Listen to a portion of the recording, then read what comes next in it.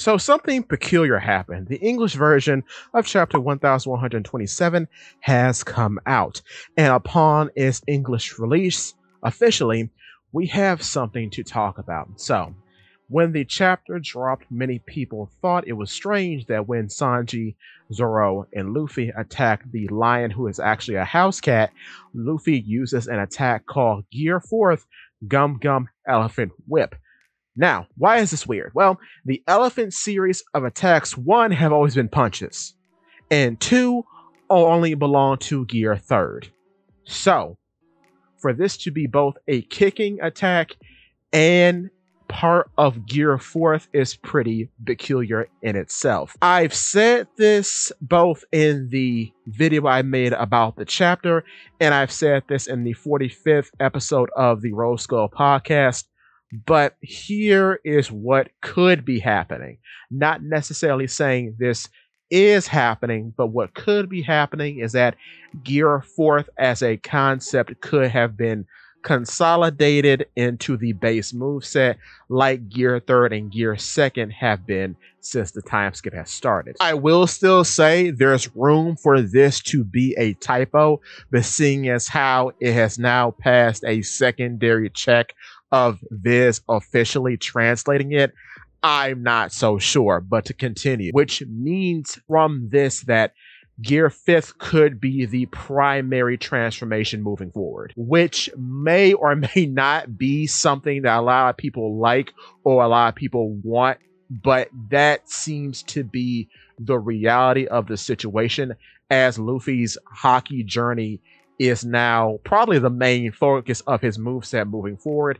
And seeing as how Gear Fourth as a concept has so many drawbacks, one could obviously imagine that refinement is in order. Whereas with Gear Fifth, fatigue happens, but the fatigue isn't as extreme as it is in Gear Fourth. Gear Fourth, he's completely paralyzed, and it takes 10 full minutes for him to get back on his feet.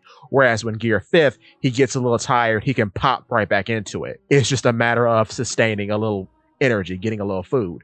So off the bat, even though Gear Fifth has drawbacks, they are way less extreme than Gear Fourth. What I'm thinking is going to happen, and I talked about this like, a year ago. I think there is going to be a Gear Six, because I don't think the concept that Gear Fourth started is going to go away, but I think that's going to be reserved for something combined with Gear Fifth to make the eventual Gear Sixth. So all that you see in Gear Fourth, I think, will just be the same, but with Gear Fifth attached to it, which would give Luffy way more freedom in a fight and shore up a lot of the weaknesses that still exist in Gear Fifth, like being vulnerable to cutting attacks. So that's what I'm thinking. I'm thinking Gear Fourth isn't gone per se, but it has been consolidated into the base move set, meaning possibly too, which is even more suspicious, that Gear Second and Gear Third don't matter anymore. That could be what we're looking at here, because the purpose of Gear Fourth in fighting Doflamingo is combining the two basic attributes of Gear Second and Gear Third, which were power and speed, right? That's why Gear Fourth exists.